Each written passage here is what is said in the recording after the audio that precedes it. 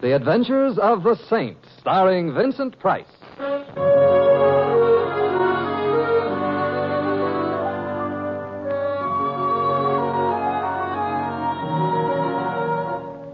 The Saint, based on characters created by Leslie Charteris and known to millions from books, magazines, and motion pictures. The Robin Hood of modern crime now comes transcribed to radio, starring Hollywood's brilliant and talented actor Vincent Price as the Saint. Coming. Good morning, Templar. Get you out of bed? Well, You young fellows stay out too late, get up too late, and no exercise. Flabby, every one of you. It's only that my rowing machine sprang a leak a little while back. Rationalization. Well, they're rationing everything these days. Come in, Mr. You know me, Templar Barnard. Buzz Barnard. I used to see you at the frat house when you were at State. The grip, brother. What? Oh, yes, the grip. As if I could ever forget. How does it go again, huh? If you're trying to joke, Templar, there are two things I never joke about. The university, the fraternity. Won't you sit down, Mr. Barnard? Buzz. You played football, didn't you? Football? I was before your time, Templar, but my old jersey still hangs in the frat house. The one I wore when I scored the touchdown against Michigan. All-America in 1926. And in 1926, football was football. Remember that. Football was football. I got it. Templar, you've made quite a reputation as the Saint. That's why I've come to you. There's a force of evil loose on the campus of our alma mater, Templar. A force of evil. Read this. I know all about you and Angie. Let me tell you what will happen if you keep on seeing her. First, you will be... This was written by a very sick mind, Mr. Barnard. Obviously. A poison pen note. And I have reason to believe that every man showing interest in Angela has received one. Oh, who is Angela? My daughter. And a senior at the university. Young and very beautiful. Oh, I'm sure of it. But I don't quite see, Mr. Barnard, that is Buzz, that there's anything that I can Templar, do. the young student who received this note, Jim Fuller, disregarded it. Last night he was seized from behind and choked unconscious. If his assailant hadn't been frightened off by other students approaching, I firmly believe Fuller would have been killed. Well, then it's a matter for the police. The police? Templar, the police, let alone not being state men, are not even university men. You see how impossible it is? But I still don't see how There is no higher duty than the duty we all owe our alma mater. Though we may wander far, when she issues a call, we must answer. Templar, her reputation is threatened. She needs you. Buzz, for university, for fraternity, the grip. The grip, brother. Yeah. Oh. Then it's all settled. I'll tell Dean Matthews to expect you. Oh, is Dean Matthews still there? Gosh, he must be 180 years old by now. Of course. He no longer handles the administrative duties, but he insists on knowing everything that's going on. Well, I'll see him in the morning and arrange to take some refresher courses. Very intelligent. Excite less suspicion. Yeah. You might give me the names of the students your daughter has been seeing. Well, Angela, as a rule, doesn't care too much for the company of students, Templar. She prefers older men. Oh, how about Fuller? Fuller is, I believe, more of a convenience than anything else. College dances and so on. Angela, I say this without conceit, you understand, prefers someone cast more in the image of her father. Younger, naturally. Yeah, well, can you give me the names of any of these images? She has been somewhat circumspect. You might try Professor Hobson, a young instructor in psychology, around 35, quite handsome. Yeah. Angela must be a very attractive girl. Angela is an attractive woman, as you will find out. Is anything in particular meant by that, Mr. Barnard? Just caution, Mr. Templar. I know my daughter. Yeah, and I'm looking forward to it. For alma mater, of course. Of course. Of course. The grip. The grip.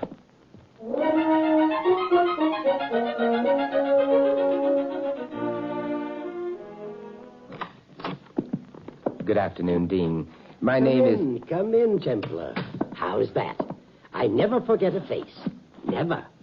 Understand you're coming back with us again. Well, in a way, yes. Good. Finish the job this time, my boy. Graduate. Make up your mind to it, and you'll do it. Dean, I think you have me confused with... Nonsense. I remember you perfectly. Left here last semester, didn't you? As a matter of fact, Dean, I graduated from this fair tower of learning quite a number of... Well, a fair number of years ago. The reason I'm here just now is to audit a few courses, any courses, in connection with an investigation I'm making for Mr. Barnhart. But I understand all this. Oh, good. I understand your needs exactly. Fine. Angela Barnhart is a very interesting young woman. But now, don't tell me you've received a note, too. How's that, young man? Nothing, sir. Now, about those courses, Dean. My assistant will arrange things with the registrar. I know exactly what you want. Oh, splendid. And this semester, Templar, make up your mind to buckle down to work. No more cutting classes. A job worth doing is worth doing well. Dean, Assiduity, stick-to-itiveness, and a constant image before you of your parents' proud smile when you bring home that diploma. You touched me. Study hard, think straight, and resolve to be the kind of a success which in later life will enable you to contribute generously to the alumni fund.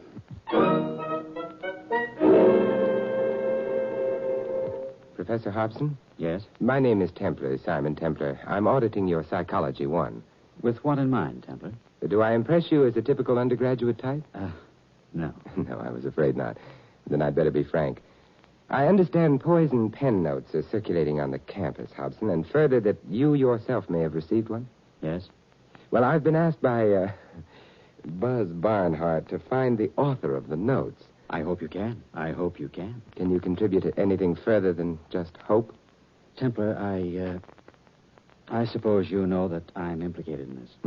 It has been suggested, yes. I have one of the notes. Have you seen them? Here. Yeah, it's pretty much like the other I saw. Have you heeded the warning to stay away from Angie? No. Or rather, Angie hasn't stayed away from me. That sounds egotistical, but then you don't know Angie. Or do you? No, I'm still looking forward to it. Don't. I still don't know how this thing got started, Templar. Every young professor gets a certain amount of flattering attention from the co-eds, but this is different, vastly different. Angie's a woman, tremendously attractive and tremendously evil. You really feel that? Yes. No. No one that young is evil. Give them time. Angie is twisted, badly so. Her family, her father... Oh, I can't even be objective enough about the girl to analyze what's wrong. Have any ideas about the author of the notes? No. Someone badly neurotic, perhaps dangerously neurotic, that's obvious. Total lack of adjustment to realities. Perhaps these traits are apparent on the surface. Perhaps not. It could be anyone. Well, you make my chances of finding him or her appear rather gloomy, Hobson. Why not? A neurotic, a psychotic in college ranks these days, we turn them out on an assembly line. I'm somewhat of an escapist, Templar. I sought a professorial post as a refuge, a serene and lofty observation point. Let others compete, struggle, become ulcer-ridden, not for me. Well, you could have chosen a better historical period. Any historical period. Have you any idea what goes on in a university today, Templar? Just last June, we graduated most of our veterans. We got back to normalcy. 6 months later, 9 out of every 10 men in college are 1A. Now try instilling the old college spirit in these boys. Try getting them to study their homework so their mothers will be proud of them. Try getting them to conform to the nice, conservative, moral standards which prevailed when you and I went to college. Well, happily, I don't have to try. I only have to catch someone who's been writing letters. Do you have any ideas about anyone else who might have received one of these Valentines? You know about young Fuller? Yes. Mm-hmm. Well, you can't really count him anyhow. Try our esteemed football coach, Buddy Ritko. The football coach hasn't enough worries? He has to go out and choose more? You don't choose Angie, Templar. She chooses you. Oh, I see. Well, thanks for your help, Hobson. And I'd be a little careful about walking around alone after dark till this thing is cleared up. You might be in danger. Unless, of course, I was the author of these letters. Well, there's always that possibility, yes. In any case, I wish you success. In any case? In any case. The ivory tower has come crashing down. This bruised and soiled occupant has no further distance to fall. Well, see you in class, Templar? Oh, if I don't get hurt in football practice, yes. Oh, yes. Our Mr. Ritko, a character builder. A character builder? Or a winning football coach? He combines the aggressiveness of a hungry shark with the ethics of a professional stool pigeon. A winning coach. See you in class, Professor.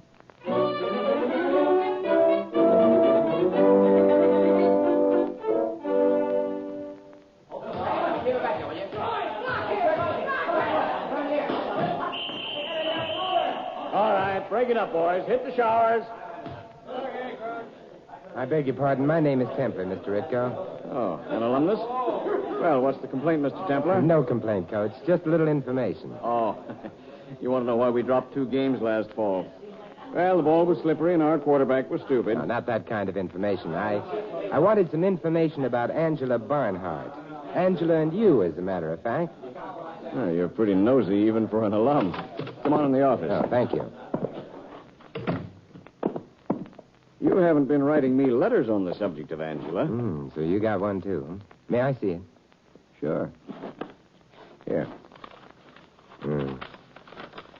Yeah. It's pretty nasty. Oh, I've gotten worse. You should see them when I lose a football game. The man who wrote this might be dangerous, Ritko. I can handle myself. Yeah, you look like you can.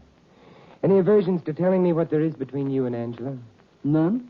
Except that it's none of your business? Oh, yeah. Her father asked me to investigate these letters. Oh, good old Buzz.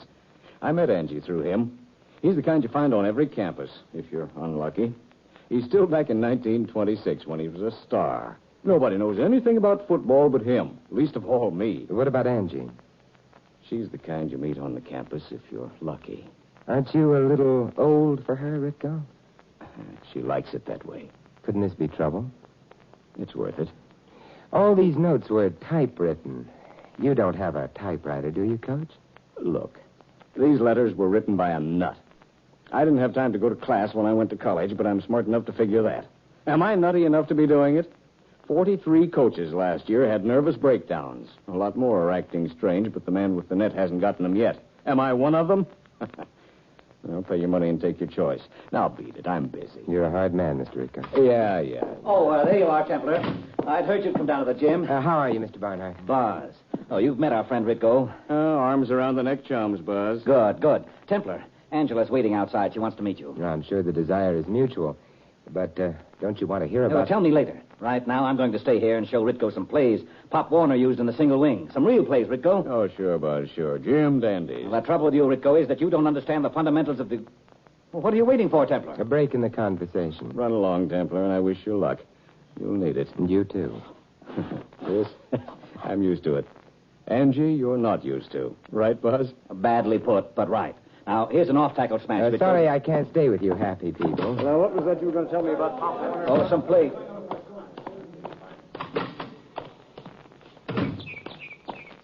You would be Simon. Yeah, and you would be Angie. Yes, you very definitely would be Angie. Heard a lot about you, to coin a cliche. And now what do you think? I don't know you well enough to tell you. Well, then let's get better acquainted. Come on, walk me to class, Simon. I hope it's a long walk in a short class. You're very smooth, Simon. Lots of practice? Yes, you've had lots of practice. Don't you think we'd better talk about the letters, Angela? We must. I don't consider them particularly important. They're ugly and they're stupid and they're written by a man. That's all I know. Why are you so sure they're written by a man? Because they're ugly and stupid? Yes. But not you, Simon. Not you. Angie, I've been looking for you. Oh, hello, Jim. Jim Fuller, Simon Tim. Oh, how are you, Jim? Great. You work fast, Mr. Templar. Now, don't make a scene, Jimmy. Scene? What do you expect when you practically push my face down in the dirt and rub my nose in it? No one's asking you to keep bringing your face around, Jimmy. Angie, Go away, Jimmy, go away. All right, Angie, I'll see you later, maybe. Wasn't that a little cruel? Jimmy's a child, really a child. And you're pushing 70, of course. Don't talk down to me, Simon. And don't try to erect any barriers by talking about my age. People only erect barriers who are frightened. Psychology 1? Experience, too. Meet me tonight at the stadium, Simon? Oh, game tonight? No game. Just us. We can climb the stairs to the press box and look out over the whole campus. Not afraid of heights, Simon? Just high heels, my dear. I'll see you around 9, Simon. Now, don't keep me out too late. I've got to carry the ivy this year. Carry the ivy? Yeah, college slang of another day, meaning to graduate. I'll get you home very early, Simon. In fact, I'll take very good care of you. I'll see you tonight. See you tonight, Angie. Ooh, it's a little warm today.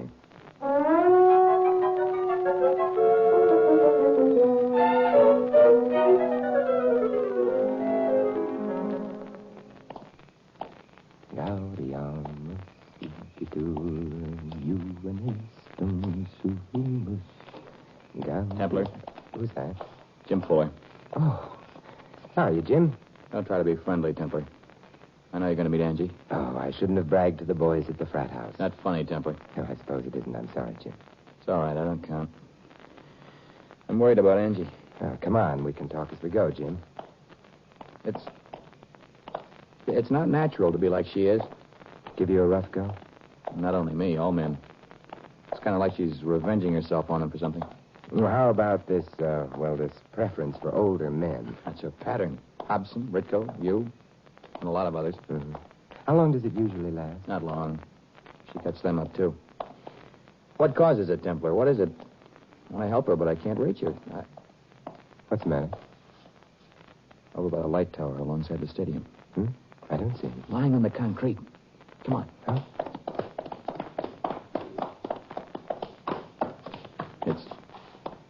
It's a man. Yeah, it was a man. Before he fell from a long way up. Who is it? Better not look, Jim. It's pretty nasty. Professor Hobson. Hobson? What happened to him? He fell or jumped or was pushed. Whatever it was, he won't be able to tell us. He's dead? The ivory tower has come crashing down. Looks like the writer of these letters wasn't fooling, Jim. Find Angie and take her home. I've got work to do.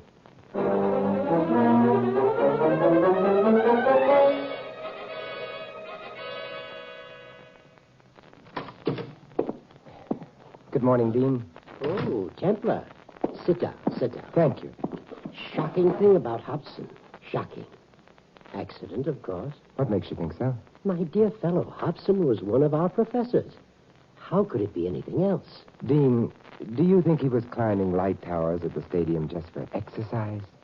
Officially, yes. Actually, no.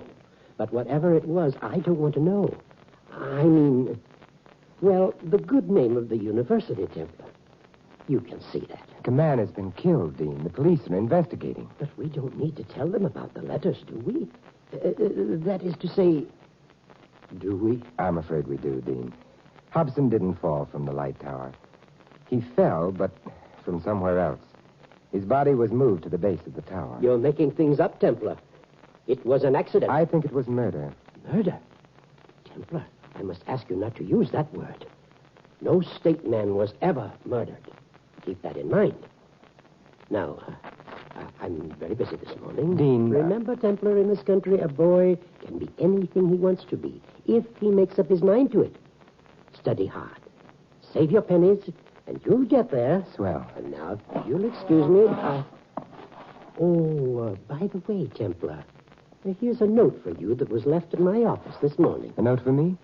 Oh, thank you. I know all about you and Angie. If you don't stop seeing her, I will...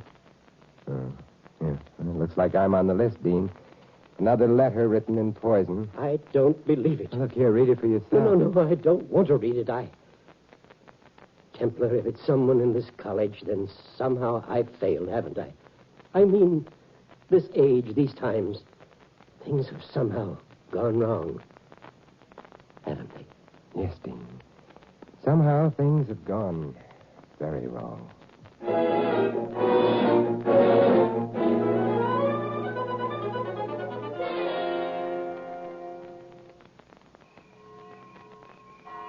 Templar, wait up.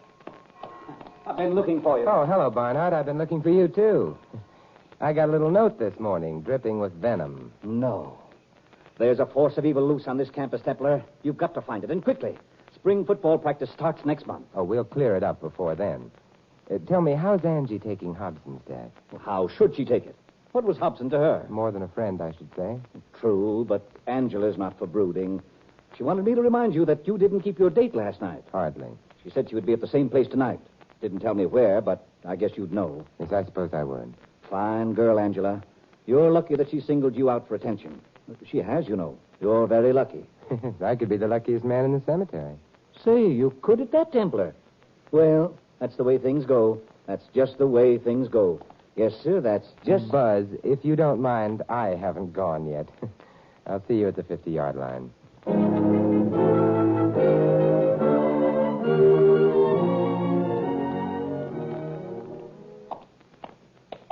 Hello, Mr. Templar. Jim. It seems I meet you at the same spot every night. I know you're going to meet Angie. I followed her. I saw her go up to the press box. You seem to get around, Jim. Now, tell me something. Where did you find Angie last night after I told you to get her and take her home? She wasn't up in the press box. No. She was coming from the other direction. I'm glad. Why? You think Professor Hobson jumped from the press box? Jumped? No. Would you do me a favor, Jim? Wait at the foot of these stairs. Don't let anyone come up. Will you do that? Why should I? Because I think I can solve this thing tonight.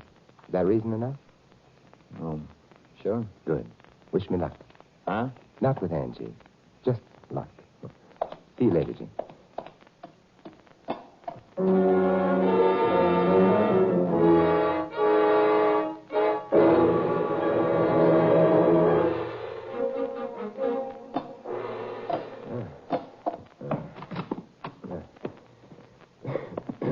Anybody here? That's me, Simon.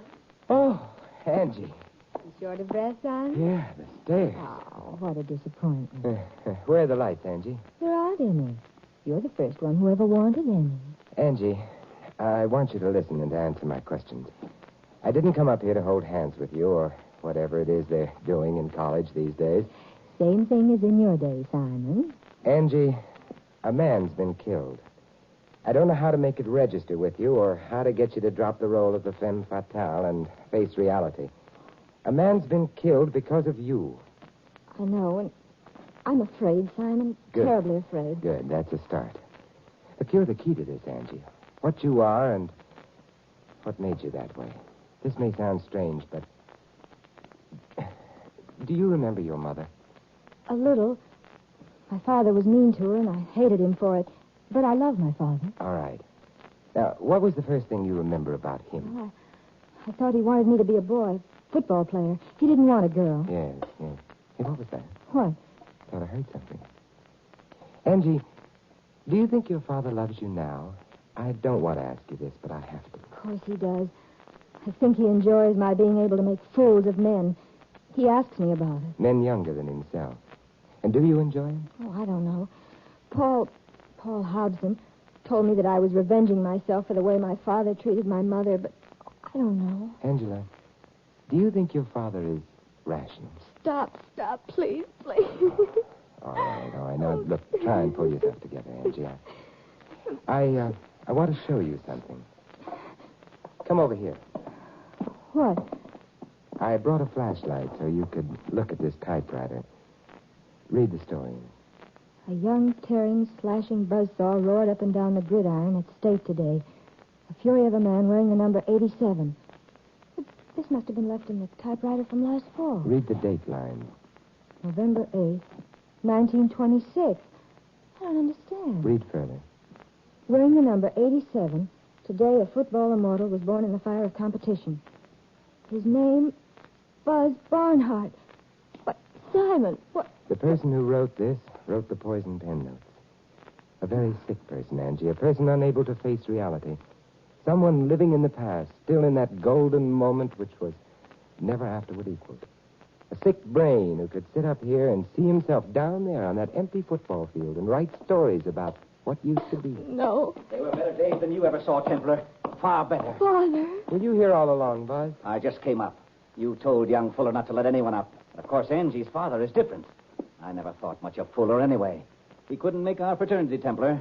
Didn't even come out for football. Take it easy, Buzz. Wondering why I asked you here to catch the right of the notes, Templar? A lot of criminals have it, Buzz, the subconscious desire for punishment. Nonsense. You were the only one against whom it was fun to compete. A state man. Father, how could you? How could Don't you? worry, Angie. We'll still be all right. Father. Those fools with their youth will still come flocking, and you'll send them all away because they can't measure up to me. That's it, isn't it? Their youth doesn't mean anything, does it? You can't bring back your own youth, Buzz. Let it go. Let it go. I'm still twice the man any of you are. Look at Hobson. I picked him up like a baby, and he's 20 years younger. And I'll do the same for you. Father, don't. Stay back, Buzz. Give it up. I saw you looking at her. I saw you. You're all alike, you young men. Come here, Templar. Come here. No, Father, no. Listen to me, Buzz. Now, It's 100 feet straight down. Let's see how young you look lying on the concrete, Templar. Let's see. Fuller, away, you. look out, Jim. Look out. Dad. Oh. Don't look, Angie. Don't look. You all right, Jim? I guess so. I dodged, and he... Yes, I know. He made his last run. Take Angie home, will you? Well, Jim, will you? Oh, sure, Angie. I'll stay with Buzz. He'd like that. Fraternity brothers.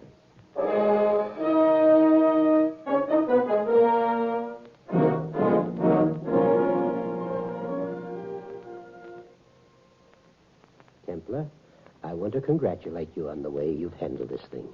Exemplary. Well, I thought it was better for Angie's sake to put her father's death down to pure accident, Dean. Also Hobson's. Not the truth, but there are times to look the other way. Exactly. Times to look the other way. Very well put. And, of course, who are we to say that they weren't pure accident? Both of them. Dean. And I'm not at all sure that Barnhart's mind wasn't sound as a dollar. After all, wasn't he All-American? Dean. And chairman of our alumni fund? What more proof do you want? All right, Dean. It never happened, any of it. Satisfied? Yes, indeed. Proves what I've always said. Can't beat a college education. Send us the boy and we send you back the man. As the twig is bent, so the tree shall grow. I'll remember, Dean. Do so. And above all, keep a sound grip on reality. Well, good luck in your final exams, Templar. Thank you, sir.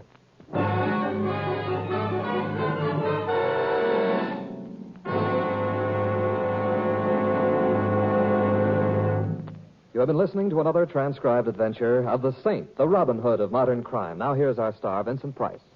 Ladies and gentlemen, in tonight's cast, you heard Mary Shipp as Angela and Ed Begley as her father. Earl Ross was the Dean, Whitfield Connors Hobson, Fred Shields Ritco, and Lamont Johnson Jim.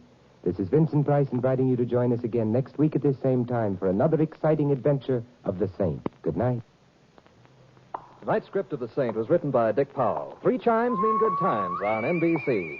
This afternoon, be sure to hear The Big Show, and Theater Guild on the Air presents The Fallen Idol with Walter Pidgeon on NBC.